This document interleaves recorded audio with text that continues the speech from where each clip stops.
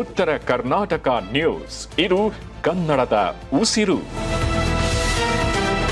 Police ವಾಹನದಲ್ಲಿ ಎದೆಗೆ ಗುಂಡನ್ನ ಹೊಡೆದುಕೊಂಡು constable ಆತ್ಮಹತ್ಯೆ ಮಾಡಿಕೊಂಡಿದ್ದಾನೆ. ಕಲಬುರಗಿ ನಗರದ ಜಗತ್ ವೃತ್ತದಲ್ಲಿ ನಡೆದಂತಹ ಘಟನೆ ಇದಾಗಿದೆ. ಶಿವಕುಮಾರ್ ತಂದೆ ಶರಣಪ್ಪ ಮಾವನೂರ್ CAR ಕಾನ್ಸ್ಟೇಬಲ್ ಆತ್ಮಹತ್ಯೆ ಮಾಡಿಕೊಂಡವನು. ಇನ್ನು ಜೇವರ್ಗಿ ತಾಲೂಕಿನ ನರಿಬೋಳ್ ಗ್ರಾಮದ ನಿವಾಸಿ ಶಿವಕುಮಾರ್ CAR ವಾಹನದಲ್ಲಿದ್ದ 303 ರೈಫಲ್ನಿಂದ ಎದೆಗೆ ಗುಂಡನ್ನು ಹೊಡೆದುಕೊಂಡು ಆತ್ಮಹತ್ಯೆ ಮಾಡಿಕೊಂಡಿದ್ದಾರೆ. ಇವತ್ತು CM ನಗರದಲ್ಲಿ ಇದ್ದ ಕಾರಣ ಇತರೆ ಪೊಲೀಸರಂತೆ ಬಂದೋಬಸ್ತ್ ಕರ್ತವ್ಯ ನಿರ್ವಹಿಸುತ್ತಿದ್ದರು ಶಿವಕುಮಾರ್. ಸ್ಥಳಕ್ಕೆ ನಗರ ಪೊಲೀಸ್ ಕಮಿಷನರ್ ಭೇಟಿ ನೀಡಿ ಪರಿಶೀಲನೆ ನಡೆಸಿದ್ದಾರೆ. ಆತ್ಮಹತ್ಯೆಗೆ ಕಾರಣ ತಿಳಿದು ಬಂದಿಲ್ಲ ಅಂತ ತಿಳಿಸಿದ್ದಾರೆ.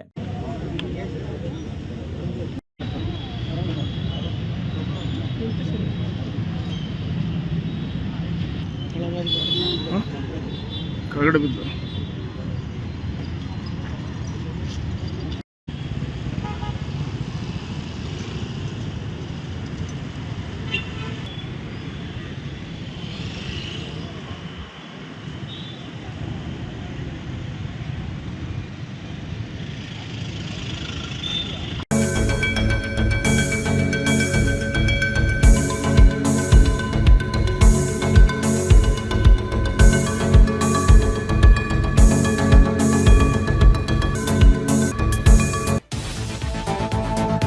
ಉತ್ತರ ಕರ್ನಾಟಕ ನ್ಯೂಸ್, ಇದು ಕನ್ನಡದ ಉಸಿರು.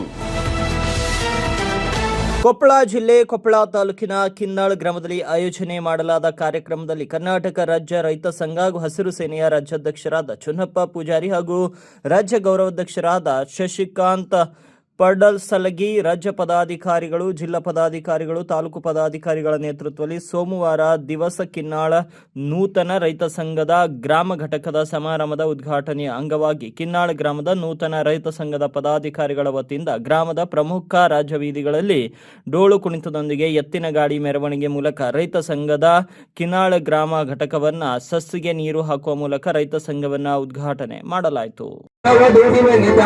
ಸೃಷ್ಟಿ ನಿಯಮದೊಳಗವನೇ ಹೋಗಿ ಉಳುವ ಯೋಗಿಯ ನೋಡಲ್ಲಿ ಉಳುವ ಯೋಗಿಯ ನೋಡಲ್ಲಿ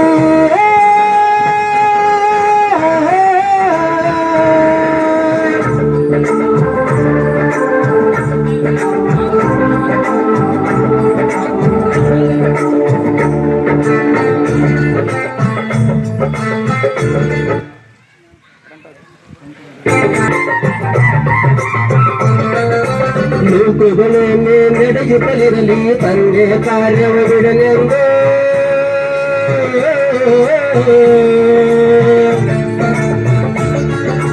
ಕಾರ್ಯದೋಗುಳಲ್ಲಿ ರಾಜ್ಯಗಳಲ್ಲಿ ಸಲಿ ಹಾರಲಿ ದತ್ತುಗೆ ಮುಕುಟನರು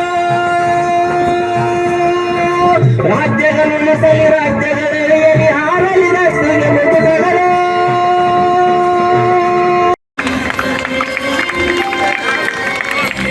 ಈ ದೇಶದ ಬೆನ್ನೆಲುಬು ರೈತ, ಅನ್ನದಾತನ ಈ ಒಂದು ಕರ್ನಾಟಕ ರಾಜ್ಯ ರೈತ ಸಂಘ ಗ್ರಾಮ ಘಟಕವನ್ನ ಕಿನ್ನಾಳೆ ಗ್ರಾಮ ಮತ್ತು ರಾಜ್ಯ ಪ್ರಧಾನ ಕಾರ್ಯದರ್ಶಿಯಾಗಿರ್ತಕ್ಕಂಥ ಶರಣಪ್ಪ ಮರಳಿ ಸರ್ ಅವರೇ, ಅದೇ ರೀತಿಯಾಗಿ ರಾಜ್ಯ ಪ್ರಧಾನ ಕಾರ್ಯದರ್ಶಿಗಳು ಆಗಿರ್ತಕ್ಕಂಥ ಕಿಶನ್ ನಂದಿ ಅವರೇ, ಪ್ರೇಮ್ ಚೌಗ್ಲಾ ಅವರೇ, ಮತ್ತು ನಮ್ಮ ಕೊಪ್ಪಳ ಜಿಲ್ಲೆಯ ಜಿಲ್ಲಾಧ್ಯಕ್ಷರಾಗಿರ್ತಕ್ಕಂಥ ಆತ್ಮೀಯರಾಗಿರ್ತಕ್ಕಂಥ ಹೋರಾಟಗಾರರಾಗಿರ್ತಕ್ಕಂಥ ಸುಬ್ರಿಯಪ್ಪ ಬಿ ಅವರೇ, ರಾಜ್ಯ ಉಪಾಧ್ಯಕ್ಷರು ಆತ್ಮೀಯರಾಗಿರುವಂಥ ಇಸ್ಮಾಯಿಲ್ ನಾಲ್ಬಂದ್ ಅವರೇ, ಅದೇ ರೀತಿಯಾಗಿ ರಾಯಚೂರು ಜಿಲ್ಲೆಯಿಂದ ಬಂದಿರತಕ್ಕಂಥ ಹಿರಿಯರು ಆಗಿರುವಂಥ ರಾಮಯ್ಯ ಸರ್ ಅವರೇ, ಪ್ರಸನ್ನ ಗಡಾಧರ್ ಅವರೇ, ಮತ್ತು ಅಂಬರೀಶ್ ಉಬ್ಲಾಪುರ ಅವರೇ, ಮತ್ತು ವೀರೇಶ್ ದಾವಣಗೆರೆ ಅವರೇ, ಶರಣು ಅವರೇ, ಮಾದೇವಯ್ಯ ಹಿರೇಮಠ ಅವರೇ, ಮಂಜು ಗೋಡಿ ಅವರೇ, ಇಲ್ಲಿ ನಡೆಯತಕ್ಕಂಥ ಎಲ್ಲ ರೈತ ಬಂಧುಗಳೇ,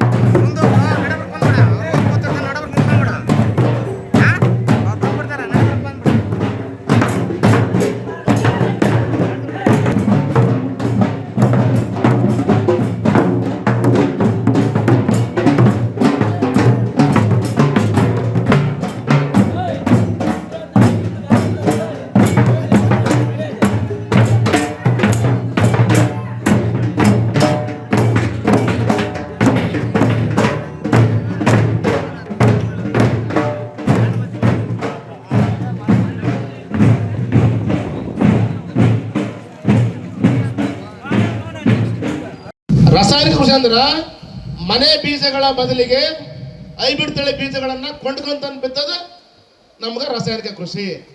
ಅದರ ಜೊತೆಗೆ ಅದೇನು ಕೇಳುತ್ತಪ್ಪ ಬೀಜ ಅಂತಂದ್ರ ಹೀರೆ ಗೊಬ್ಬರ ಜಾಸ್ತಿ ಆದಾಗ ಒಂದು ಬೆಳೆ ರೇಟ್ ಆ ಕಡೆ ಆಯ್ತು, ಒಂದು ಬೆಳೆ ರೇಟ್ ಈ ಕಡೆ ಆಯ್ತು, ಒಕ್ಕಲ್ತನ ಮಾಡ್ಬೇಕು.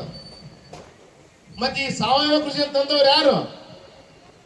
ದೇಶದಲ್ಲಿ ಅನ್ನ ಇಲ್ಲದಂತ ಸಂದರ್ಭದಲ್ಲಿ ಆಗಿನ ಪ್ರಧಾನ ಮಂತ್ರಿಗಳು ವಿದೇಶಿಯ ವಿಶ್ವದ ಹಸಿರು ಕ್ರಾಂತಿಯ ಪಿತಾಮಹರಾದ ನಾರ್ಮಲ್ಗೆ ಆಹಾರ ಧಾನ್ಯ ಸಾಲ್ತಾ ಇಲ್ಲ ಅಂತ ಹೇಳಿ ಅವರಿಂದ ಸಲಹೆ ಪಡ್ಕೊಂಡು ಅವ್ರು ಹೇಳಿದಂಗ ರಾಸಾಯನಿಕ ಕೃಷಿ ಬದಲಿಗೆ ಇದು ಸಾವಯವ ಕೃಷಿ ಬದಲಿಗೆ ರಾಸಾಯನಿಕ ಕೃಷಿಯನ್ನ ಜಾರಿಗೆ ತಂದ್ರು. ಈ ಡಾಕ್ಟರ್ ಎಂ.ಎಸ್. ಸ್ವಾಮಿನಾಥನ್ ಅವರ ಅಧ್ಯಕ್ಷರಾದ ಮೇಲೆ ನಾರ್ಮನ್ ಬರೋಕರ್ ಅವರು ಹೇಳಿದಂತೆ ಇಲ್ಲೇನು ನೀರಾವರಿ ಜಾರಿಗೆ ಬಂತು, ವಿದ್ಯುತ್ ಜಾರಿಗೆ ಬಂತು, ಮತ್ತು ಸಾಲ ಸೌಲಭ್ಯಗಳು ಜಾರಿಗೆ ಬಂದವು, ಟ್ರಾಕ್ಟರ್ಗಳಂತ ಯಂತ್ರೋಪಕರಣಗಳು ಜಾರಿಗೆ ಬಂದವು, ಹೈಬ್ರಿಡ್ ತಳಿ ಬೀಜಗಳು ಬಂದವು, ರಾಸಾಯನಿಕ ಗೊಬ್ಬರ ಬಂತು, ಇನ್ನಿತರ ಸೌಲಭ್ಯ ಬಂತು. ಆದ್ರೆ ಬೆಳೆದ ಮಾಲಿಗೆ ರೇಟ್ ಮಾತ್ರ ಸಿಗಲಿಲ್ಲ. ಯಾಕಂತ ಅನ್ಬೋದು ನೀವು?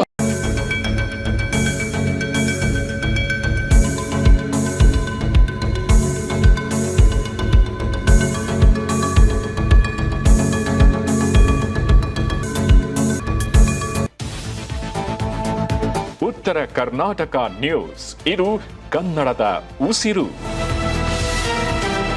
ಇನ್ನು ಮನೆ ಬೀಗ ಮುರಿದು ಚಿನ್ನಾಭರಣವನ್ನ ಕಳ್ಳತನ ಮಾಡಿರುವಂತಹ ಘಟನೆ ನಡೆದಿದೆ. ಮಹಲಾರ್ ಗ್ರಾಮದಲ್ಲಿ ನಡೆದಂತಹ ಕಳ್ಳತನದ ಪ್ರಕರಣ ಇದಾಗಿದೆ. ಯಾದಗಿರಿ ತಾಲೂಕಿನ ಮಹಲಾರ್ ಗ್ರಾಮ ದೇವರ ಕಾರ್ಯಕ್ಕೆ ಊರಿಗೆ ತೆರಳಿದ ವೆಂಕಾರೆಡ್ಡಿ ಕುಟುಂಬಸ್ಥರು ವೇಳೆ 100 ಗ್ರಾಂ ಚಿನ್ನ, 500 ಗ್ರಾಂ ಬೆಳ್ಳಿ, 2.5 ಲಕ್ಷ ರೂಪಾಯಿ ನಗದನ್ನ ಕಳ್ಳತನ ಮಾಡಿ ಕಳ್ಳರ ಗ್ಯಾಂಗ್ ಎಸ್ಕೇಪ್ ಆಗಿದೆ. ಕಾರ್ನಲ್ಲಿ ಆಗಮಿಸಿದ ನಕಲಿ ಸ್ವಾಮಿಗಳು ಕಳ್ಳತನ ಮಾಡಿರುವ ಬಗ್ಗೆ ಶಂಕೆ ವ್ಯಕ್ತವಾಗಿದೆ. ಸ್ಥಳಕ್ಕೆ ಶ್ವಾನ ದಳ ಹಾಗೂ ಬೆರಳೆಚ್ಚು ತಜ್ಞರು ಭೇಟಿಯನ್ನ ನೀಡಿ ಪರಿಶೀಲನೆ ನಡೆಸ್ತಾ ಇದ್ದಾರೆ. ಯಾದಗಿರಿ ಗ್ರಾಮೀಣ ಪೊಲೀಸ್ ಠಾಣೆ ವ್ಯಾಪ್ತಿಯಲ್ಲಿ ಈ ಒಂದು ಘಟನೆ ಜರುಗಿರುವಂತದ್ದು.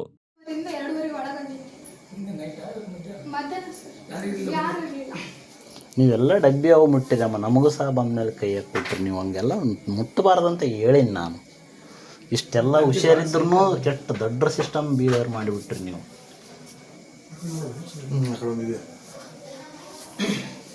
ಸ್ವಲ್ಪ ಸರಿ ದಾರಿ ನಮಗೂ ಮೂಡಿರ್ತಾವ್ರಿ ಕೈಗಳ.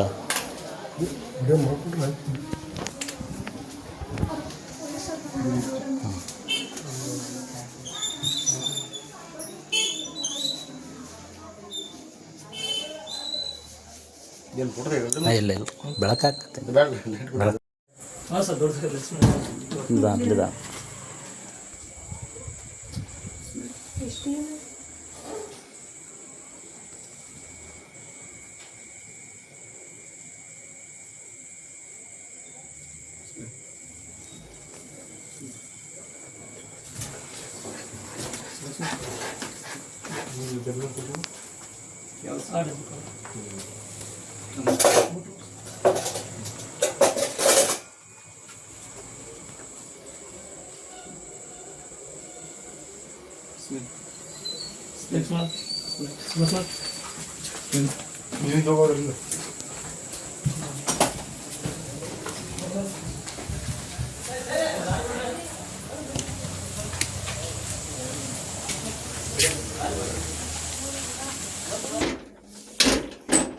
ಇದು ಕೇಕಿಲ್ಲ ಹಂಗೆ ಬಿಟ್ರಿ ಹಂಗೆ ಇತ್ತು ಕೀ ಹಾಕಿಲ್ಲ ಅದನ್ನು ಹಾಕಿಲ್ಲ.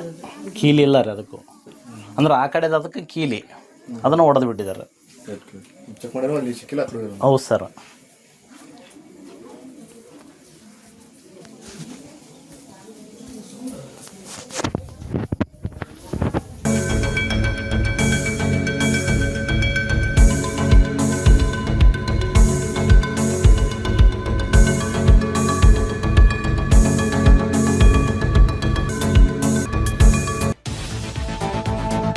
ಉತ್ತರ ಕರ್ನಾಟಕ ನ್ಯೂಸ್, ಇದು ಕನ್ನಡದ ಉಸಿರು. ಇನ್ನು ಸಿಎಂ ನೇತೃತ್ವದಲ್ಲಿ ಕಲ್ಯಾಣ ಕರ್ನಾಟಕ ಭಾಗದ ವಿಭಾಗ ಮಟ್ಟದ ಪ್ರಗತಿ ಪರಿಶೀಲನಾ ಸಭೆ ಜರುಗಿರುವಂತದ್ದು. ಸಭೆಯಲ್ಲಿ ಕುಡಿಯುವ ನೀರಿನ ಬಗ್ಗೆ ಗಂಭೀರವಾಗಿ ಚರ್ಚೆ ಆಗಿದೆ. ಜೆಜೆಎಂ ಕಾಮಗಾರಿ ಎಲ್ಲವೂ ಅರ್ಧಕ್ಕೆ ನಿಂತಿದೆ. ಸಭೆಯಲ್ಲಿ ಕಲಬುರಗಿ ಗ್ರಾಮೀಣ ಶಾಸಕ ಬಸವರಾಜ ಮತ್ತಿಮಾಡು ಅಸಮಾಧಾನ ಹೊರಹಾಕಿದ್ದಾರೆ. ಅಧಿಕಾರಿಗಳು ಸರಿಯಾಗಿ ಯಾವುದೇ ರೆಸ್ಪಾನ್ಸ್ ಮಾಡ್ತಿಲ್ಲ. ಕುಡಿಯುವ ನೀರಿನ ಸಮಸ್ಯೆ ಇದೆ. ಟ್ಯಾಂಕರ್ ನೀರು ಕಳಿಸಿ ಅಂದ್ರೂ ಕಳಿಸ್ತಾ ಇಲ್ಲ. ಜಿಲ್ಲಾ ಪಂಚಾಯತ್ ಸಿಒ ಅವರಿಗೆ ಸಾಕಷ್ಟು ಬಾರಿ ಕೇಳಿದ್ದೇನೆ. ಖಾಸಗಿ ಬೋರ್ವೆಲ್ ಹಾಕಿ ನೀರು ಕೊಡ್ತಾ ಇದ್ದೇವೆ, ಆದರೂ ಪೇಮೆಂಟ್ ಮಾಡ್ತಿಲ್ಲ ಅಂತೆ. ಕುಡಿಯೋ ನೀರಿಗೆ ಹಣ ಕೊಡ್ತೇವೆ, ಆದರೆ ಇನ್ನು ಬರಗಾಲ ಘೋಷಣೆ ಆಗಿಲ್ಲ ಎಂದು ಹೇಳ್ತಿದ್ದಾರೆ ಎಂದು ಅಸಮಾಧಾನವನ್ನು ಹೊರಹಾಕಿದ್ದಾರೆ. ಸಿಎಂ ಡಿಕೆ ಶಿವಕುಮಾರ್ ಎದುರು ಅಸಮಾಧಾನವನ್ನು ತೋಡ್ಕೊಂಡಿದ್ದಾರೆ ಬಿಜೆಪಿಯ ಶಾಸಕ ಬಸವರಾಜ ಮತ್ತಿಮಾಡು. ಇನ್ನು ಕಲಬುರಗಿ ಜಿಲ್ಲೆಗೆ 5 ಕೋಟಿ ಕೊಡಲಾಗಿದೆ ಎಂದು ಪ್ರತ್ಯುತ್ತರ ನೀಡಿದ RDPR ಸಚಿವ ಈಶ್ವರ್ ಖಂಡ್ರೆ ಯಾವ ತಾಲೂಕಿಗೆ ಎಲ್ಲಿ 5 ಕೋಟಿ ಕೊಟ್ಟಿದ್ದೀರಿ ಎಂದು ಪ್ರಶ್ನೆಯನ್ನು ಮಾಡಿದ್ದಾರೆ ಶಾಸಕ ಬಸವರಾಜ ಮತ್ತಿಮಾಡು ಅವರು. ಸರ್, ಜಲಜೀವನ್ ಮಿಷನ್ ನಾವು ಹೇಳ್ತಾ ಇದ್ರಿ ಸರ್. ಜಲಜೀವನ್ ಮಿಷನ್ ಎಲ್ಲಾ ಕಾಮಗಾರಿಗಳು ಅರ್ಧ ಕಾಮಗಾರಿಗಳು ನಿಂತಿದ್ದಾವ. ಅಧಿಕಾರಿಗಳು ಕರೆಕ್ಟ್ ಆಗಿ ರೆಸ್ಪಾನ್ಸ್ ಮಾಡ್ತಾಯಿಲ್ಲ, ಅದು ಕೆಲಸಗಳು ಪೂರ್ಣ ಆಗ್ತಾ ಇಲ್ಲ. ಒಂದು ವಿಷಯ. ಎರಡನೇ ವಿಷಯ, ಕುಡಿಯ ನೀರಿಂದು ಈಗಾಗಲೇ ಮುಖ್ಯಮಂತ್ರಿಗಳು ಸಾಹೇಬರು ಹೇಳಿದರು, ಈಗಲೇ ಕುಡಿಯ ನೀರು ಟ್ಯಾಂಕರ್ ಹಚ್ಚಿ ಕೊಡ್ಲಿಕ್ಕೆ ಹೇಳಿದ್ದೇವೆ ಅಂತ ಹೇಳಿ. ನನ್ನ ಸಿಒ ಸಾಹೇಬರಿಗೆ ಕೂಡ 2-3 ಸತಿ ಹೇಳಿದ್ದೀನಿ. ಎಲ್ಲಿ ಕೂಡ ಒಂದು ಟ್ಯಾಂಕರ್ ಕೂಡ ನೀರು ಕೊಡ್ತಾ ಇಲ್ಲ. ಇಲ್ಲೇ ಏರ್ಪೋರ್ಟ್ ಹತ್ತಿರ ಮೂಗ್ ತಂಡದಲ್ಲಿ ಪರ್ಸನಲ್ ಪ್ರೈವೇಟ್ ಟ್ಯಾಂಕರ್ ಹಾಕಿ ನೀರು ಕೊಡ್ತಾ ಇದ್ದೀವಿ. ಆದ್ರೂ ಕೂಡ ಪೇಮೆಂಟ್ ಮಾಡಂದ್ರೂ ಕೂಡ ಇನ್ನೂ ಪೇಮೆಂಟ್ ಮಾಡಿಲ್ಲ. ಆದ್ರೆ ಯಾವಾಗನೇ ಕೇಳಿದ್ರೆ ಇನ್ನೂ ಕೂಡ ಬರಗಾಲ ಘೋಷಣೆ ಆಗಿಲ್ಲ, ಬರಗಾಲ ಘೋಷಣೆ ಆಗಿದ್ದು ಕುಡಿಯೋ ನೀರಿಗೆ ಕೊಡ್ತೀವಿ ಅಂತಕ್ಕಂಥದ್ದು ಕೂಡ ಹೇಳ್ತಾ ಇದ್ದಾರೆ. ಅದೇ ಮಾಡ್ತಿಲ್ಲ ಸರ್.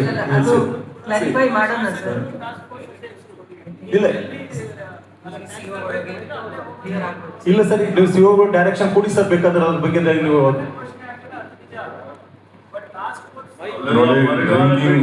ವಿಚಾರದಲ್ಲಿ ಕಲಬುರಗಿ ಜಿಲ್ಲೆಗೆ ಸರ್ 5 ಕೋಟಿ ರೂಪಾಯಿ ಕೊಡಲಾಗಿದೆ ಸರ್. ಎಲ್ಲಿ ಯಾವ ಕಾನ್ಸ್ಟೆನ್ಸಿ ಒಳಗ ಎಲ್ಲಿ ಪ್ರೈವೇಟ್ ಟ್ಯಾಂಕರ್ ಹಚ್ಚಿ ನೀರು ಕೊಡ್ತಾ ಇದ್ದಾರೆ ತಾವು ಹೇಳ್ಬಿಡಿ ಸರ್. ಎಲ್ಲಿ ಕೊಡ್ತಾ ಇಲ್ಲ. ನಾವು 2-3 ಸತಿ ಸಿಒ ಸಾಹೇಬ್ ಕೂಡ ಮಾತಾಡಿದ್ದೇವೆ. ಎಲ್ಲಿ ಹಾಕ್ತಾರೆ ಸರ್? ಇಲ್ಲೇ ಪಕ್ಕದಲ್ಲಿ ಏರ್ಪೋರ್ಟ್ ಹತ್ರ ಮೂಗ್ ತಂಡ ಅಂತಿದೆ ಸರ್. ಒಂದು ಟ್ಯಾಂಕರ್ ನೀರು ಕೊಡ್ತಾ ಇಲ್ಲ. ಸಿಒಗಳಿಗೆ ಕೇಳೋಣ.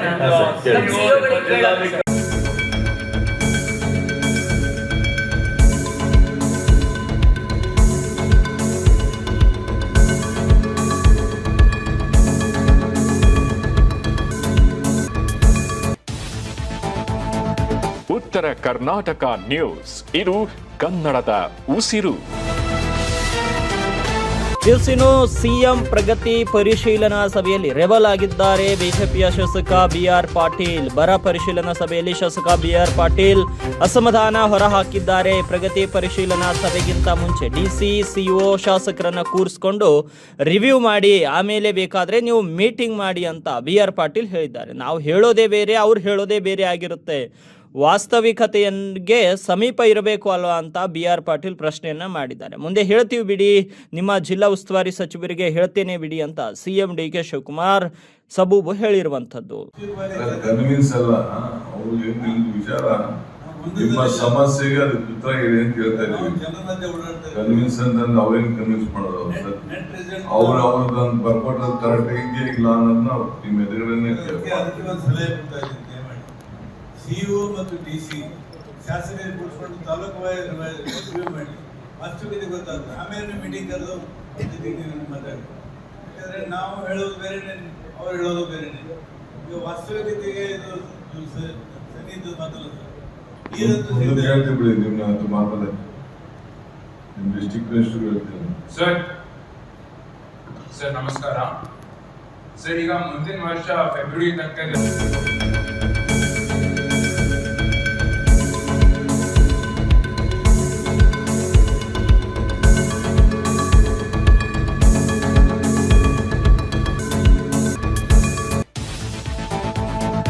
ಉತ್ತರ ಕರ್ನಾಟಕ ನ್ಯೂಸ್, ಇದು ಕನ್ನಡದ ಉಸಿರು. ಮುಖ್ಯಮಂತ್ರಿಯಾಗಿ ಅಧಿಕಾರ ಸ್ವೀಕರಿಸಿ 1 ತಿಂಗಳು ಪೂರ್ಣಗೊಂಡಿರುವ ಹಿನ್ನೆಲೆ ಕಲಬುರಗಿಯಲ್ಲಿ ಸುದ್ದಿಗೋಷ್ಠಿಯನ್ನು ನಡೆಸಿದ ಮುಖ್ಯಮಂತ್ರಿ DK ಶಿವಕುಮಾರ್, ಅಧಿಕಾರ ಎನ್ನುವುದಕ್ಕಿಂತ ರಾಜ್ಯದ ಸೇವೆಯೇ ನಮ್ಮ ಆದ್ಯತೆ ಅಂತ ಹೇಳಿದ್ದಾರೆ. ಕಲ್ಯಾಣ ಕರ್ನಾಟಕ ಭಾಗದಲ್ಲಿ ತೀವ್ರ ಬರ ಪರಿಸ್ಥಿತಿ ನಿರ್ಮಾಣವಾಗಿದ್ದು, ಮುಂದಿನ 15 ದಿನಗಳಲ್ಲಿ ಎಲ್ಲ ಇಲಾಖೆಗಳ ಸಭೆ ನಡೆಸಿ ಜನರ ಅಭಿಪ್ರಾಯ ಸಂಗ್ರಹಿಸಿದ ಬಳಿಕ ಬರ ಕುರಿತು ಸೂಕ್ತ ತೀರ್ಮಾನ ಕೈಗೊಳ್ಳುವುದಾಗಿ ತಿಳಿಸಿದ್ದಾರೆ. ರಾಜ್ಯದ ಹಲವು ಭಾಗಗಳಲ್ಲಿ ಮಳೆ ಆರಂಭವಾಗಿದ್ದು, ಕೆಲವು ಜಲಾಶಯಗಳಿಗೆ ಒಳಹರಿವು ಬರುತ್ತಿದೆ. ಈಗಾಗಲೇ ಉಪಮುಖ್ಯಮಂತ್ರಿಗಳು ಅಧಿಕಾರಿಗಳೊಂದಿಗೆ ಜೊತೆಗೆ ಸಭೆ ನಡೆಸಿದ್ದು ರೈತರಿಗೆ ಮೇವು ಹಾಗೂ ಗೊಬ್ಬರ ಲಭ್ಯತೆ, ಕೃಷಿ, ಕುಡಿಯುವ ನೀರು ಮತ್ತು ವಿದ್ಯುತ್ ಸರಬರಾಜಿಗೆ ಮೊದಲ ಆದ್ಯತೆ ನೀಡುವಂತೆ ಸೂಚಿಸಲಾಗಿದೆ ಅಂತ ಹೇಳಿದರು. ಕುಡಿಯುವ ನೀರಿನ ಸಮಸ್ಯೆಗೆ ತುರ್ತಾಗಿ ಸ್ಪಂದಿಸಲು ಅಧಿಕಾರಿಗಳಿಗೆ ನಿರ್ದೇಶನ ನೀಡಲಾಗಿದೆ ಎಂದರು. ಇನ್ನು ನಿನ್ನೆ ಬಸವ ಕಲ್ಯಾಣಕ್ಕೆ ಭೇಟಿ ನೀಡಿದ್ದನ್ನ ಉಲ್ಲೇಖಿಸಿದ ಸಿಎಂ, ಬಸವಣ್ಣನ ನಾಡಿನಿಂದಲೇ ನನ್ನ ಜನಸೇವೆ ಆರಂಭವಾಗಿದೆ. ಗ್ರಾಮೀಣ ಜನರ ಬದುಕು ಸುಧಾರಿಸುವುದು ನಮ್ಮ ಸರ್ಕಾರದ ಪ್ರಮುಖ ಆದ್ಯತೆ. ಉದ್ಯೋಗ ಸೃಷ್ಟಿ ಮಾಡುವವರಿಗೆ ಕಡಿಮೆ ದರದಲ್ಲಿ ಜಾಗ ಒದಗಿಸಿ ಅಗತ್ಯ ಕಾನೂನು ಜಾರಿಗೆ ತರಲಾಗುವುದು. 2ನೇ ಹಂತದ ನಗರಗಳಲ್ಲಿ ಹೆಚ್ಚಿನ ಉದ್ಯೋಗಾವಕಾಶಗಳನ್ನು ಸೃಷ್ಟಿಸಲಾಗುವುದು ಅಂತ ತಿಳಿಸಿದರು. ಇನ್ನು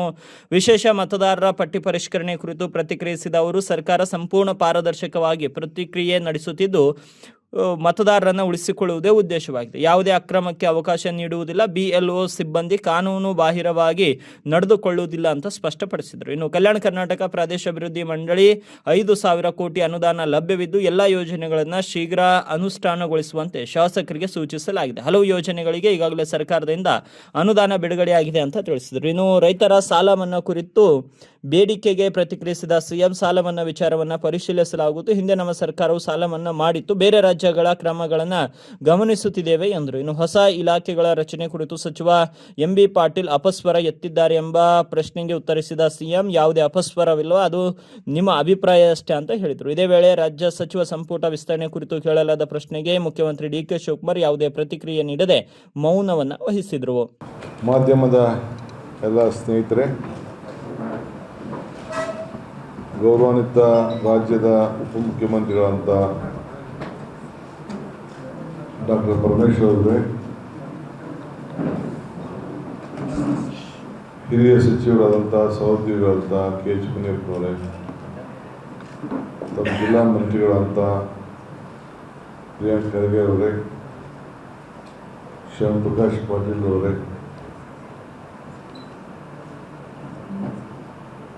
KKRDB ಅಧ್ಯಕ್ಷರಾದಂಥ ಅಜಯ್ ಸಿಂಗ್ ಅವರೇ, ಶಾಸಕ ಮಿತ್ರ ಅಂತ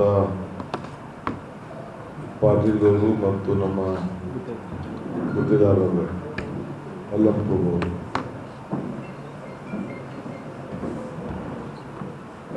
ಆಕ್ಟಿವಿಟೀಸ್ಗೆ ನಮ್ಮ BLOಗಳಿಗೆ ಅವಕಾಶ ಕೊಡೋದಿಲ್ಲ. ಪ್ರತಿ ಮನೆಗೂ ಹೋಗಿ 3 ಬಾರಿ ಹೋಗಿ ಆ BLO ಫಾರ್ಮ್ ಕೊಡಬೇಕು. ಬಟ್ ಅದನ್ನು ರಿಸೀವ್ ಮಾಡಿಕೊಂಡು ಕರೆಕ್ಷನ್ ಮಾಡಿ ಗೈಡ್ ಮಾಡಲಿಕ್ಕೆ ಪೊಲಿಟಿಕಲ್ ಪಾರ್ಟಿಗೆ ಅವಕಾಶ ಇದೆ. 20 BLOಗಳು BLA ರಿಸೀವ್ ಮಾಡಿಕೊಂಡು ಕರೆಕ್ಷನ್ ಮಾಡಿ BLOಗಳಿಗೆ ತಲುಪಿಸುವಂಥ ಒಂದು ಅವಕಾಶ ಇದೆ. ಅಷ್ಟು ಬಿಟ್ಟರೆ ಬೇರೆ ಯಾವುದಕ್ಕೂ ನಾವು ಕಾನೂನು ವಿರುದ್ಧವಾಗಿ ನಮ್ಮ ಅಧಿಕಾರಿಗಳಿಗಾಗಲಿ ಯಾರಿಗೇ ಆಗಲಿ ನಾವು ಅವಕಾಶ ಕೊಡೋದಿಲ್ಲ. ಕಾನೂನು ಏನು BLOಗಳ ಬಗ್ಗೆ ಏನು ಅವ್ರಿಗೇನು ಜವಾಬ್ದಾರಿ ಇದೆ, ಅವರಿಗೆ ಫ್ರೀಯಾಗಿ ಎಲೆಕ್ಷನ್ ಕಮಿಷನ್ ಆದೇಶ ಏನಿದೆ ಆ ಪ್ರಕಾರ ನಡೆಸಲಿಕ್ಕೆ ಅವರಿಗೆ ಅವಕಾಶವನ್ನು ಕೊಡ್ತಾ ಇದ್ದೀವಿ. ಅವ್ರಿಗೇನಾದರೂ ಸಹಾಯ ಬೇಕು ಅಂದರೆ ಅವರಿಗೆ ರೆಸಿಡೆನ್ಷಿಯಲ್ ಸರ್ಟಿಫಿಕೇಟ್ ಕೊಡಲಿಕ್ಕೆ ಮತ್ತು ಕ್ಯಾಸ್ಟ್ ಸರ್ಟಿಫಿಕೇಟ್ನ ಡೌನ್ಲೋಡ್ ಮಾಡಿಕೊಳ್ಳಿಕ್ಕೆ, ಉಚಿತವಾಗಿ ರೆಸಿಡೆನ್ಷಿಯಲ್ ಸರ್ಟಿಫಿಕೇಟ್ನ ಅವರಿಗೆ ಕೊಡಲಿಕ್ಕೆ ಯಾರು ವಾಸ ಇದ್ದಾರೆ ಅವರೆಲ್ಲರೂ ಕೂಡ 10 ವರ್ಷ ವಾಸ ಇರೋಂಥವ್ರಿಗೆ ಕೊಡಲಿಕ್ಕೆ ಯಾರೇ ಸರ್ಕಾರ ಆದೇಶ ಕೂಡ ಹೊರಡಿಸಿದೆ. ಈಗ ಇಲ್ಲಿ ನಾವು ಅನೇಕ ಟಾಸ್ಕ್ ಫೋರ್ಸನ್ನು ಕೂಡ ಈಗಾಗಲೇ ನಾವು ವಿವಿಧ ರೀತಿಯಲ್ಲಿ ಕುಡಿಯೋ ನೀರಿನ ವಿಚಾರದಲ್ಲಿ ಈಗಾಗಲೇ ನಾವು ಮಾಡಿರೋದು ತಮಗೆಲ್ಲ ಗೊತ್ತಿರುವಂಥ ವಿಚಾರ. ಇವತ್ತು ಕಲ್ಯಾಣ ಕರ್ನಾಟಕದಲ್ಲಿ ಅನೇಕ ಸ್ಕೀಮ್ಗಳಿದೆ. ವಿಶೇಷವಾಗಿ ಹಣ ಕಲ್ಯಾಣ ಕರ್ನಾಟಕಕ್ಕೆ ವರ್ಷಕ್ಕೆ 5,000 ರೂಪಾಯಿ ದುಡ್ಡು ಕೊಡ್ತಾ ಇದ್ದೀವಿ. ಅದನ್ನು ಕೂಡ ನಾವು ಪರಿಶೀಲನೆ ಮಾಡ್ತಾಯಿದ್ವಿ. ಒಂದು 80% ಈಗಾಗಲೇ ಕೆಲಸ ನಡೀತಾ ಇದೆ. ಇನ್ನು ಕೆಲವು ಪ್ರೋಗ್ರಾಮ್ಸ್ನ ಕೆಲವು ಕೊಟ್ಟಿಲ್ಲ ಶಾಸಕರುಗಳು, ಅದಕ್ಕೆ ಕೆಲವು ಡಿಲೇ ಆಗ್ತಾಯಿದೆ. ಅದಕ್ಕೆ ಟೈಮ್ ಲೈನಲ್ಲಿ ನೀವು ಅದನ್ನೆಲ್ಲ ಮುಗಿಸ್ಬೇಕು ಅಂತ ಅವರಿಗೆ ಮಾರ್ಗದರ್ಶನವನ್ನು ನಾವು ಕೊಟ್ಟಿದ್ದೇವೆ.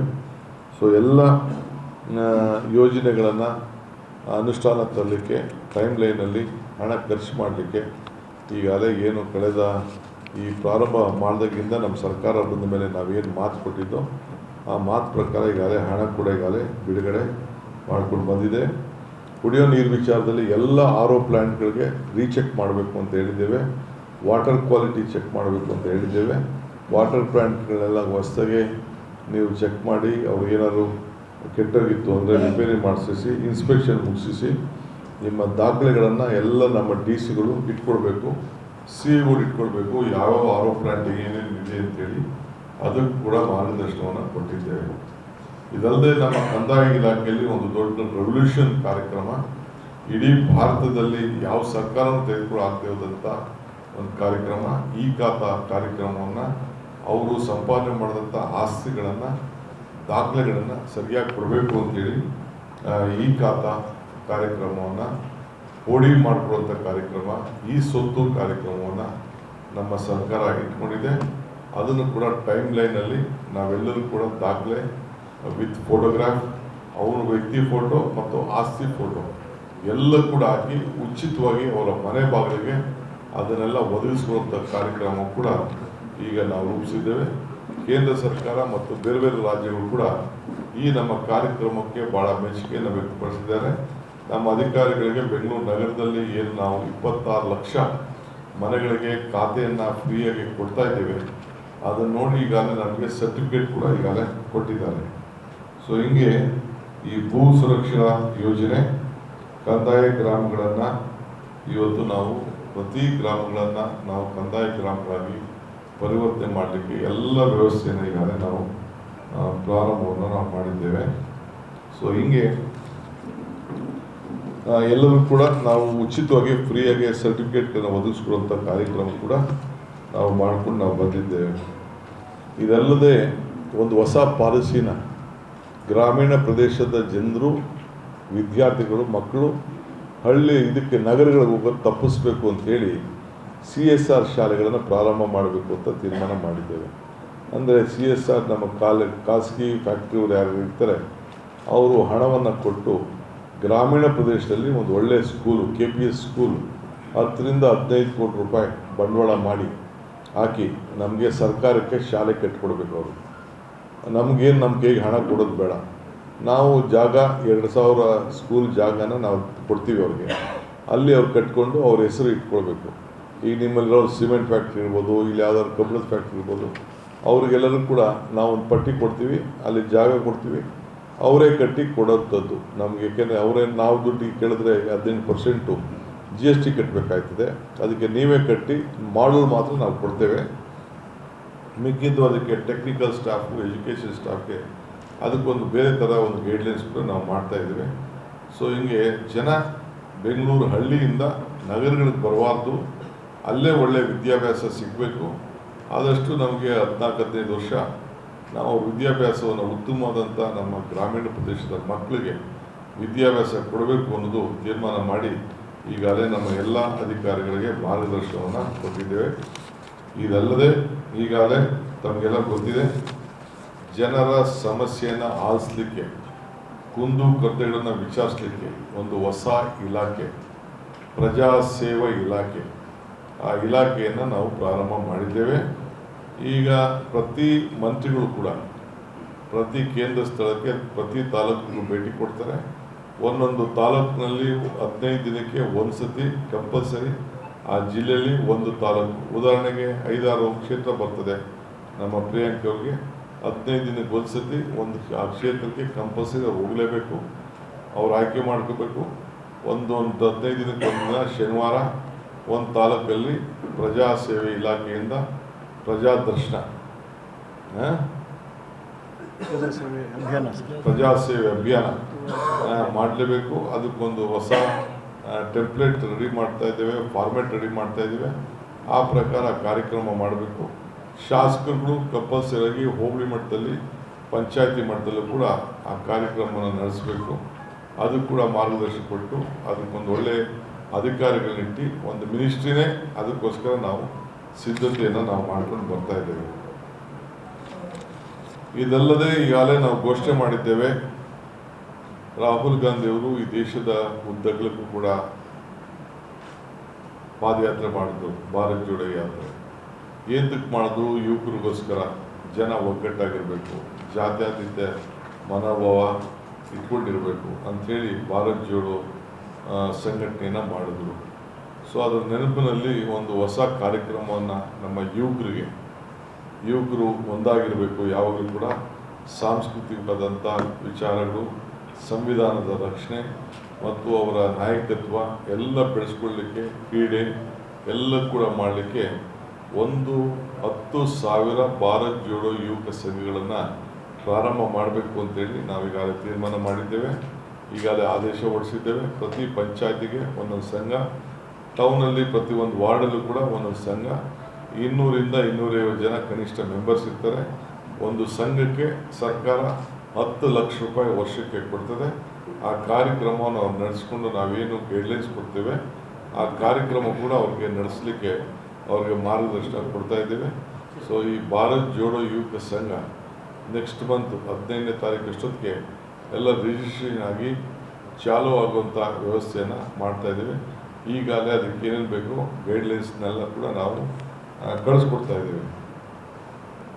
ಈಗಾಗಲೇ OC/CC ವಿಚಾರದಲ್ಲಿ ಈಗಾಗಲೇ ಆಗಸ್ಟ್ 15ನೇ ತಾರೀಕು ಒಳಗಡೆ ಇನ್ನು ಯಾರು ಅರ್ಜಿ ಹಾಕ್ಕೊಂಡಿಲ್ಲ ವಿತ್ ಫೋಟೋಗ್ರಾಫ್ ಸೇರಿ ಅವರು ಅರ್ಜಿ ಹಾಕ್ಕೊಳ್ಬೇಕು. ಯಾರು ವಿದ್ಯುತ್ ಶಕ್ತಿ ಇಲ್ಲ, ನೀರಿಲ್ಲ ಅಂತೇಳಿ ಕೆಲವರು ಪಾಪ ಭಾಳ ತೊಂದರೆಗೆ ಆಗ್ತಾಯಿದ್ರು. ಶಾಸಕರೆಲ್ಲ ಒತ್ತಡ ತಂದರು. ಅದಕ್ಕೆ 15ನೇ ತಾರೀಕುವರೆಗೂ ಒಂದು ಅವಕಾಶವನ್ನು 60-40 ವರೆಗೂ ಕೂಡ ಒಂದು ಅವಕಾಶವನ್ನು ನಾವು ಮಾಡಿಕೊಟ್ಟಿದ್ದೇವೆ. ಅದಕ್ಕೂ ಕೂಡ ಒಂದು ಟೈಮ್ ಲೈನನ್ನು ಫಿಕ್ಸ್ ಮಾಡಿದ್ದೇವೆ. ಅದಾದಮೇಲೆ ನಾವು ಯಾವ ಕಾರಣಕ್ಕೂ ಅವಕಾಶ ನಾವು ಕೊಡೋದಿಲ್ಲ. ಸೊ ಆ ದೃಷ್ಟಿಯಿಂದ ನಾವೆಲ್ಲರೂ ಕೂಡ 15ನೇ ತಾರೀಕು ಆಗಸ್ಟ್ 15ನೇ ತಾರೀಕೊಳಗೆ ಅರ್ಜಿ ಹಾಕೊಳ್ಳಿಕ್ಕೆ ಅವಕಾಶ ಕೊಟ್ಟಿದ್ದೇವೆ. ಈಗಾಗಲೇ ಫ್ರೀ ಬಸ್ ಪಾಸನ್ನು ವಿದ್ಯಾರ್ಥಿಗಳಿಗೆ ಹುಡುಗರುಗಳನ್ನ ಅನೌನ್ಸ್ ಮಾಡಿದ್ದೇವೆ. ಅದು ಕೂಡ ಈಗಾಗಲೇ ಅರ್ಜಿ ಹಾಕ್ಕೊಂಡು ಅವ್ರಿಗೆಲ್ಲ ಪಾಸ್ ಕೊಡಲಿಕ್ಕೆ ನಮ್ಮ ಶಾಸಕರು ಹೋಗಿ ಯಾವುದಾದ್ರು ಗೌರ್ಮೆಂಟ್ ಸ್ಕೂಲ್ನ ಕಾಲೇಜಿನ ಆಯ್ಕೆ ಮಾಡಿಕೊಂಡು ಅಲ್ಲಿ ಈ ಪಾಸನ್ನು ಒದಗಿಸ್ಕೊಳ್ಳುವಂಥ ಕೆಲಸವನ್ನು ಮಾಡಬೇಕು ಅಂತೇಳಿ ತೀರ್ಮಾನ ಮಾಡ್ತಾಯಿದ್ದೇವೆ. ಆಮೇಲೆ ಪ್ರತಿ ಕ್ಷೇತ್ರದಲ್ಲೂ ಕೂಡ ನಮ್ಮ ರೆವಿನ್ಯೂ ಮಂತ್ರಿಗಳಿಗೆ ಎಲ್ಲೆಲ್ಲಿ ರೆವಿನ್ಯೂ ಜಾಗಗಳಿದೆ ಅದೆಲ್ಲ ಆಯ್ಕೆ ಮಾಡಿ ಅದು ಕನಿಷ್ಠ ಒಂದು 10,000 ಬಡವರಿಗೆ ಸೈಟ್ ಹಂಚಬೇಕು. ಯಾರಾದ್ರೂ ಸೈಟ್ ಇಲ್ಲ ಅವ್ರಿಗೆಲ್ಲ ಮಾಡಬೇಕು ಅಂತೇಳಿ ಡೆಪ್ಟಿ ಕಮಿಷನರ್ಗೆ ನಾವು ಮಾರ್ಗದರ್ಶನ ಕೊಟ್ಟಿದ್ದೇವೆ. ಮುಂದಿನ ದಿನದಲ್ಲಿ ಅವ್ರಿಗೆಲ್ಲ ಬಡವರಿಗೆ ಸೈಟನ್ನು ಹಂಚಲಿಕ್ಕೆ ಕಾರ್ಯಕ್ರಮವನ್ನು ರೂಪಿಸ್ತಾ ಇದ್ದೇವೆ. ಹೀಗೆ ವಿವಿಧ ಕಾರ್ಯಕ್ರಮಗಳನ್ನು ಇವತ್ತು ಕಲ್ಯಾಣ ಕರ್ನಾಟಕದಿಂದ ಪ್ರಾರಂಭವನ್ನು ನಾವು ಮಾಡಿ ಮಾರ್ಗದರ್ಶನವನ್ನು ಕೊಡ್ತೇವೆ. ಈ ನಿಟ್ಟಿನಲ್ಲಿ ಆಗ್ತದೆ. ಇದಲ್ಲದೆ PM ಮಿತ್ರ ಅಂತೇಳಿ ಎಕನಾಮಿಕ್ ಮಿಷನ್ ಸ್ಟಡಿ ಮಾಡಕ್ಕೆ ಹೇಳಿದ್ದೀರಾ ಸರ್? ಅದೆಲ್ಲ ನಾವು ಚರ್ಚೆ ಮಾಡ್ತಾ ಇದ್ದೀವಿ ಬಿಡಿ. ಫಸ್ಟೇ ಬಂದು ಹೊಸ ಇಲಾಖೆ ಸೃಷ್ಟಿ ಬಗ್ಗೆ MB ಪಾಟೀಲ್ ಏನೋ ಅಪಸ್ವರ ಹಾಕಿದ್ದಾರೆ. ಯಾರು ಯಾವ ಅಪಸ್ವರ ಯಾರು ಇಲ್ಲ. ನಿಮ್ಗೆ ಅಪಸ್ವರ ಇರಬೇಕಷ್ಟೇ.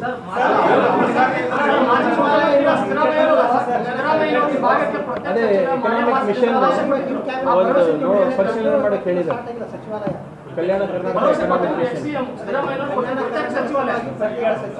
ಸೆಕ್ರೆಟ್ರಿಯೇಟ್ ಹೇಳಿದ್ವಿ ಸರ್. ಮಿನಿಸ್ಟ್ರಿ ಕೇಳ್ತಾ ಇದೆ. ಇಲ್ಲೆಲ್ಲ ಸೆಕ್ರೆಟ್ರಿಯೇಟ್ ಅಂತ ಇತ್ತು, ಸೆಕ್ರೆಟ್ರಿಯೇಟ್ ಮಾಡಿದ್ದೀವಿ. ಈಗ ಸಚಿವಾಲಯನೇ ಪ್ರತ್ಯೇಕವಾಗಿ ಕೇಳ್ತಾ ಇದ್ದಾರೆ ಸರ್. ಅದು ಇನ್ನೂ ಚರ್ಚೆಗೆ ಬಂದಿಲ್ಲ. ಮಾತಾಡೋಣ. ಒಂದೇ ದಿನಕ್ಕೆ ಬೇಕಾದ್ರೆ ಊಟ ಮಾಡೋದಿದೆ.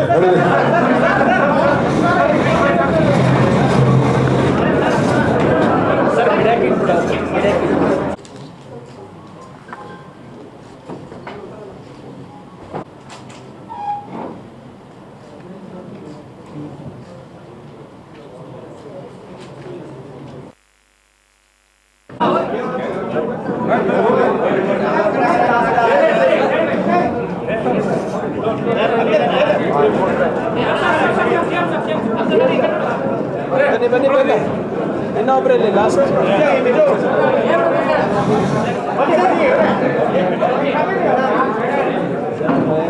ಹೆಣ್ಮಗಳು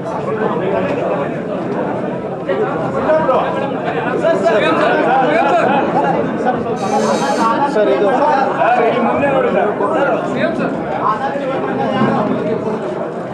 ಥ್ಯಾಂಕ್ ಯು.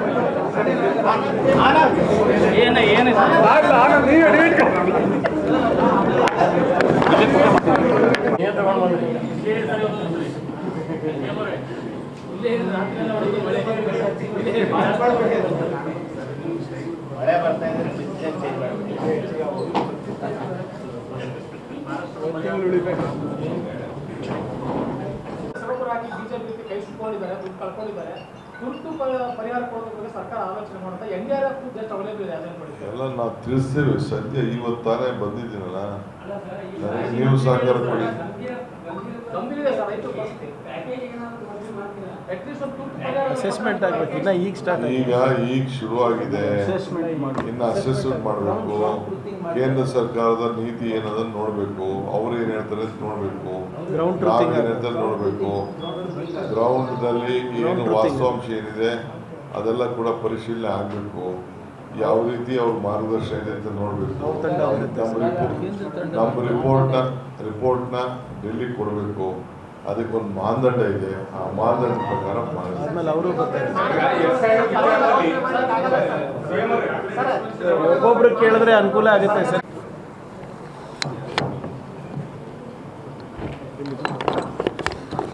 ಸುಮಾರು 320 ಕೋಟಿ ರೂಪಾಯಿನ ಅಭಿವೃದ್ಧಿಪಡಿಸಲು ಈಗಾಗಲೇ ಗುಲ್ಬರ್ಗದಲ್ಲಿ ಅಭಿವೃದ್ಧಿಪಡಿಸಲು ಈಗಾಗಲೇ ನಾವು ವ್ಯವಸ್ಥೆಯನ್ನು ಮಾಡ್ತಾ ಇದ್ದೇವೆ.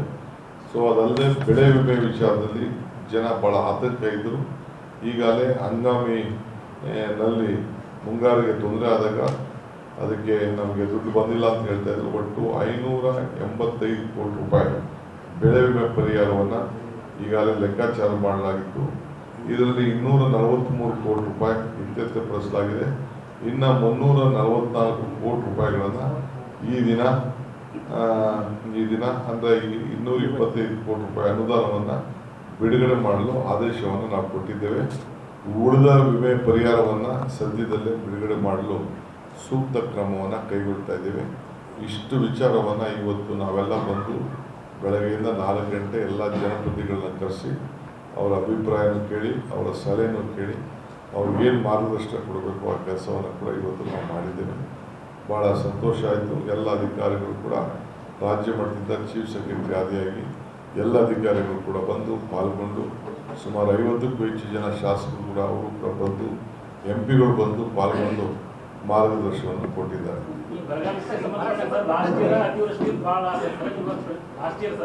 ಅತಿವೃಷ್ಟಿಯಿಂದ ರೈತರು ಭಾಳ ಸಂಕಷ್ಟ ಆದರು. ಪ್ರೆಸೆಂಟ್ ಬರಗಾಲದಿಂದ ಅಲ್ಲ ಸರ್. ಈ ಹಿನ್ನೆಲೆಯಲ್ಲಿ ರೈತರಿಂದ ಸಾಲ ಮನ್ನಾ ಭಾಳ ಬೇಡಿಕೆ ಬರ್ತಾ ಇದೆ ಸರ್. ಈಗ ಆಲ್ರೆಡಿ ಬೇಡಿಕೆ ಬರ್ತಾ ಇದೆ. ಸಾಲ ಮನ್ನಾ ಅನ್ನೋದು ಅಷ್ಟು ಸುಲಭದ ಕೆಲಸ ಅಲ್ಲ. ಈಗ ಆಲ್ರೆಡಿ ಮಹಾರಾಷ್ಟ್ರ ಮತ್ತು ತಮಿಳುನಾಡು ರಾಜ್ಯ ಮಾಡ್ಯಾವ ಸರ್. ನೋಡೋಣ, ನಾವು ನೋಡ್ತೀವಿ. ನಾವೆಲ್ಲ ಅವ್ರು ಮಾಡದೇ ಹೋದಾಗೆಲ್ಲ ನಾವು ಇಲ್ಲೇ ಮಾಡಿದ್ದೀವಿ. ಮನಮೋಹನ್ ಸಿಂಗ್ ಅವರು ಮಾಡಿದ್ದಾರೆ. ಅದನ್ನು ಪರಿಶೀಲನೆ ಮಾಡ್ತೀವಿ. ರೈತರಿಗೆ ಕೃಷಿ ಇಲಾಖೆ ಅಧಿಕಾರಿಗಳು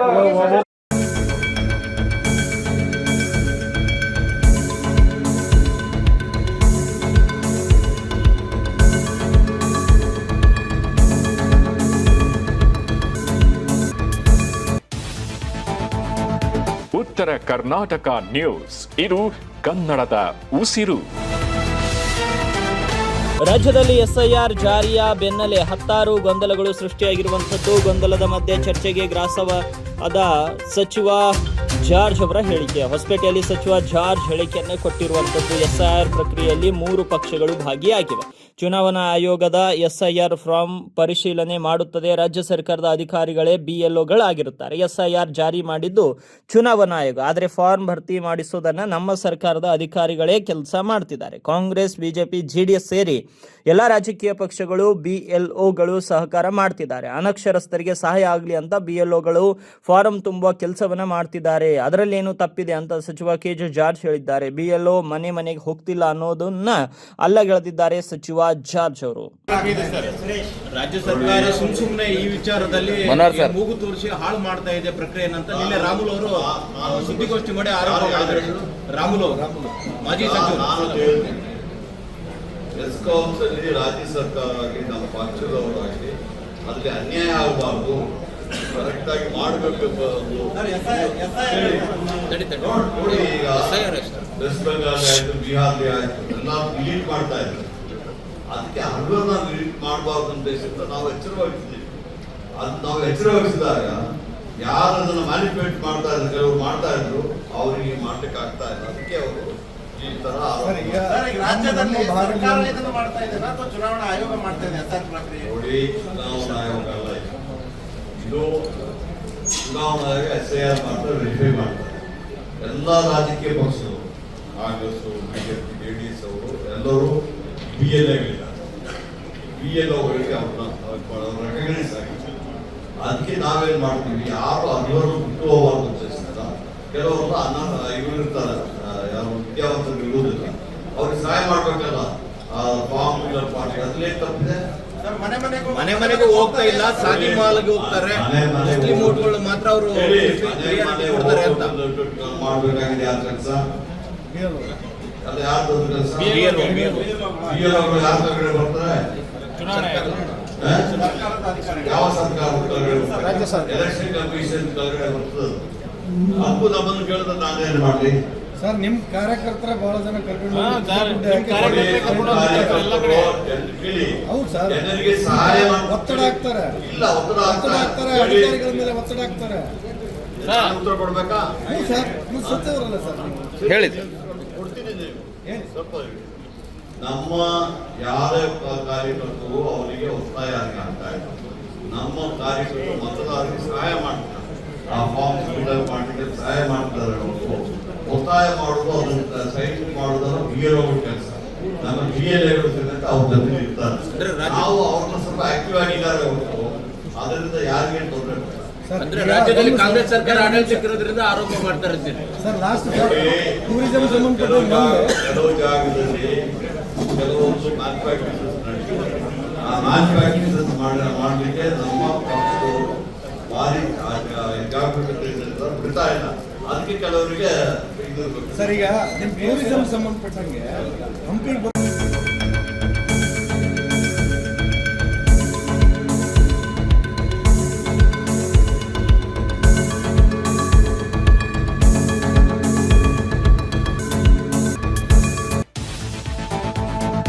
ಉತ್ತರ ಕರ್ನಾಟಕ ನ್ಯೂಸ್, ಇದು ಕನ್ನಡದ ಉಸಿರು.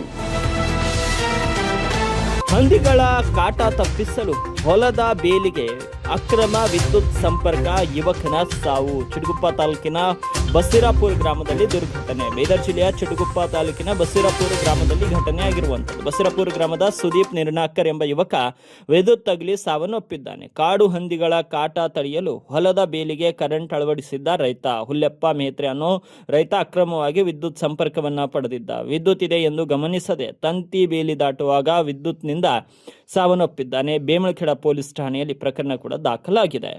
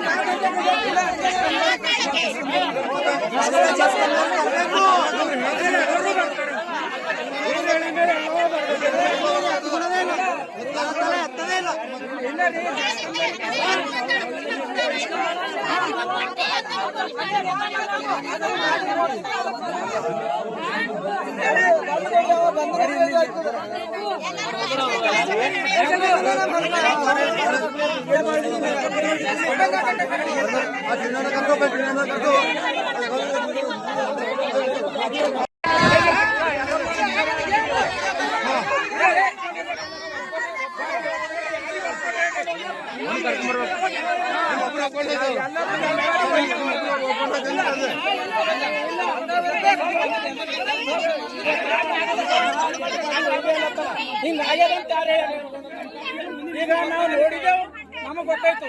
ಇಲ್ಲಾಂದ್ರೆ ಒಯ್ದು ಅಂತಂದ್ರೆ ಒಯ್ಯೋದು ನಾವು ಏನಾಗದ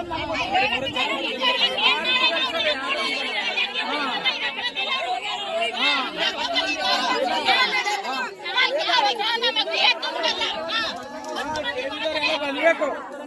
ಕೆಬಿದವ್ರು ಬಂದ್ರೆ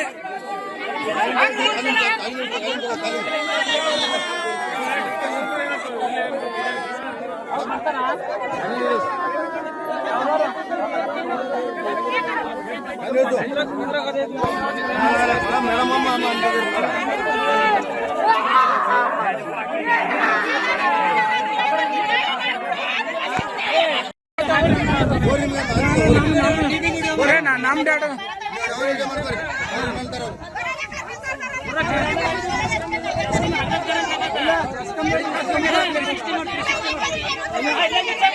ಇಲ್ಲೇ ನಮ್ಮನ್ನ ನಾವು ಮಾಡ್ಬೇಕು.